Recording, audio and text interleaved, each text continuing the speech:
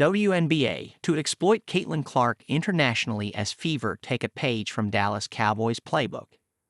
Caitlin Clark was ready to spend her first true off-season since November 2023 relaxing and practicing and taking things slower. After taking Iowa to yet another NCAA championship and then coming to Indiana as the No. 1 draft pick to eventually go to their first playoff since 2016. Whew, that was hectic. No wonder she didn't want to go overseas to play more basketball. But it seems like that might change soon. A fan account on X posted a screenshot from a Sports Business Journal article by Tom Friend, titled Year-End Awards, Best Sports Business Athlete, Caitlin Clark. Friend talks about CC's impact on Indiana's NBA team, because no one imagines a WNBA team would ever lead its NBA counterpart, and it's exactly the spark that the W needs to go international. When she played in an Annika Sorenstam Golf Pro in November, she attracted Arnold Palmer-type galleries and signed autographs on hats, T-shirts, and bare skin. The WNBA is not oblivious and, according to sources, eventually will schedule a Fever game overseas to capitalize on her key rating. Privately, the plan is to market the Fever like they're America's team, which they already are. Looks like Caitlin Clark is going overseas after all. Just this time with a borrowed title, because if there is one America's team sports fans know, it's the Dallas Cowboys, thanks to the team's 1978 highlight film.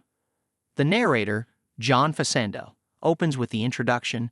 They appear on television so often that their faces are as familiar to the public as presidents and movie stars.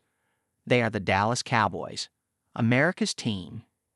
The Cowboys have their own charm, sure, but American football is not as global as basketball. If anyone will be able to carry that title on an international stage, it will be Caitlin Clark's team. And just because she was not able to go to the Olympics this year, their first stop might even be France. Fans certainly want it. Just like how No. 22's Allure had a WNBA record 17,035 fans at Gainbridge Fieldhouse and averaged 1.178 million TV viewers per game, non-American audiences will flock to stadiums the same way. Does she need the exposure? No. But the WNBA Rookie of the Year can certainly help her league with that. However, one analyst thinks it will be at the cost of the NBA. The 2024 NBA Finals had a mere 11.3 million viewers, down from 2023's 11.64 million. Even all the way back to 2018, the Finals averaged 17.65 million. Meanwhile, the 2024 NCAA Championship averaged 18.9 million viewers as they watched South Carolina take down Iowa, and it wasn't even men's basketball. Jason Whitlock is convinced it's Caitlin Clark's fault. They've lost the plot. They don't have compelling stories, Whitlock said. What they could not anticipate, and I think this is an under-discussed, and it's new. I wouldn't even say it's under-discussed, but people haven't realized. Caitlin Clark has actually hurt the NBA. She's not the sole reason by any means. The NBA has lost the players it marketed as great.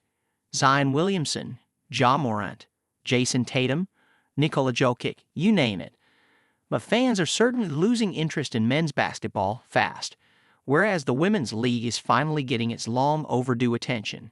And sure, it is in large part thanks to Caitlin Clark.